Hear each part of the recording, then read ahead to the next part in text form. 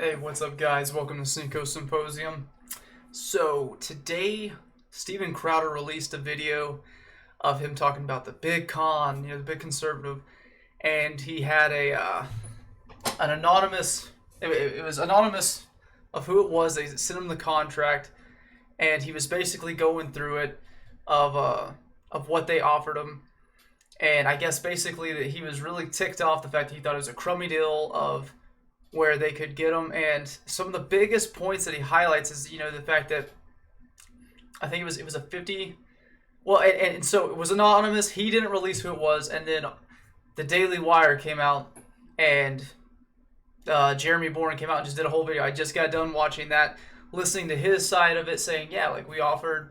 So I think the Daily Wire is being open and honest, but like, yeah, it was us. It was us that sent him that contract, and he's like, I want to sit down and go over it with you. So he does that, and I thought that's that's good. He's being like, they're not trying to hide behind it, and he took an hour out of his time to sit there and break down the contract, and he's like, I think there's just Steven's misunderstanding a lot of it. But so at the end of it, I kind of feel like I think Daily Wire's offering him a decent deal. I get Steven disagrees, obviously. You can if you really want if you want all the details, you can go watch the videos. Go watch Steven. Go watch Daily Wire. Go watch Jeremy break it down. But essentially, the Daily Wire was offering $50 million for I can't remember how many years exactly it was, but $50 million, and over the course of this time is basically saying that like we'll take care of we'll take care of the marketing, we'll take care of this. Steven was upset because they asked for control over any the emails, I guess, related with the channel, not his personal, none of his personal social media, none of his personal emails, basically just anything emails had to do with the company itself, that they would they would manage that with their team, because Daily Wire is it's a pretty big company, has like 250 or something like that employees, and so they would basically have the infrastructure for Steven to work off of. And I think if I remember the number right, it was 192 episodes is what they needed. Like they guaranteed him, 4 weeks vacation, which is pretty good for most civilian jobs. And then somewhere within that, he had to put in 192 episodes, right? And for every one, like if he gave 191 episodes in a year time frame, they would deduct $100,000 from that $50 million that they're giving him for every episode he didn't have. So he was upset about that. And I'm like, well, if you're not giving as much content as agreed upon, then sure, like, yeah, I can see them, they're paying you this much money, they want this much content. And where the Daily Wire would be handling all the marketing, all the infrastructure, and managing a lot of these things. And so they're going to be any money made from the monetization of the social media, like YouTube, the ad revenue, also, that would be going to the Daily Wire. Because they're the ones running it.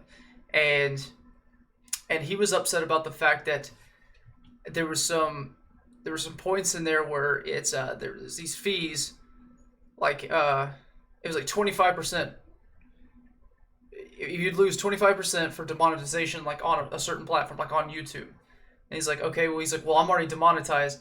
And in the contract, Jeremy kind of pointed out, he goes, we were just saying, across the board, from like, if you lose monetization on these certain areas, it's like this percentage. And I think Crowder could have honestly negotiated, like, hey, I'm already demonetized, so we can take that off. Or, I think that's way too much demonetization, or too much of a fee to hit. I think 25% of this deal getting cut because me getting banned or whatever, because it was not only monetization levels, it was also getting banned levels. I think he could have probably negotiated with them, because that's what this is. It's a business contract.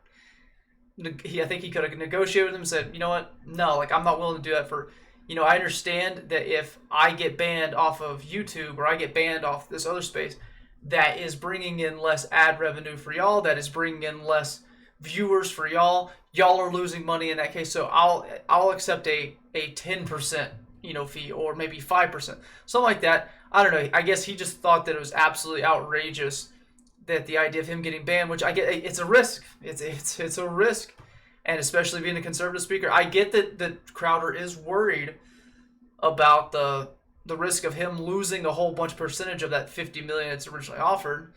But I don't know, and he can think that and then just say, you know what, no, like I just don't see him getting so upset about this. I don't understand his fury. You know, the Daily Wire saying, hey, you know, and Jeremy's like, I think Crowder's a great guy. I thought we've been friends for like 10 years.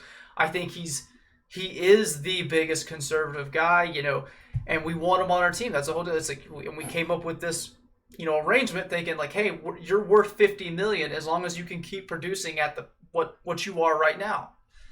But obviously, if you get banned on all these other platforms, then you're not going to be making as much. You're not going to be bringing us as much money. So I get where the Daily Wire's coming from too. So there's risk. There's risk for Crowder because he can get in there and people could work together and try to ban him. Like, yeah, absolutely. Like I said, maybe he could have negotiated for that better. Like maybe he could have sat down and explained to him like look what we're dealing with.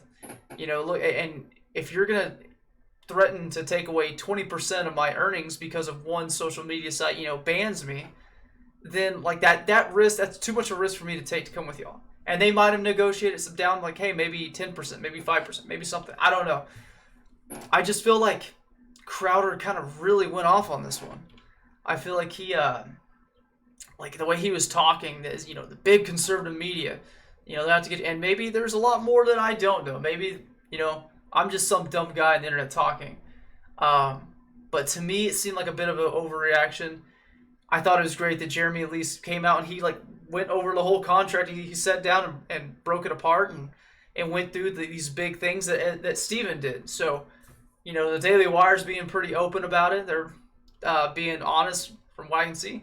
And it's just, and if Crowder thinks it's a bad business deal, just say, you know what? No, like, no thanks. I'm not gonna have part of that. I'm gonna do my stuff. I'm successful, and you're absolutely right. Crowder is insanely successful. He is the most successful conservative speaker out there. So continue to do your thing. I don't know. It seemed like he got really upset and made this big thing. And, you know, I think maybe it's just the contract just rubbed him the wrong way, and it kind of, I don't know, really got him frazzled or something. So it's just a bunch of kind of unnecessary drama, whatever. He doesn't want to go to the Daily Wire for that price. So be it. Keep doing the thing. Keep having. Me personally, I mean, I don't know. I'm a nobody, so like the idea of Daily Wire ever offering me, I'd be stoked.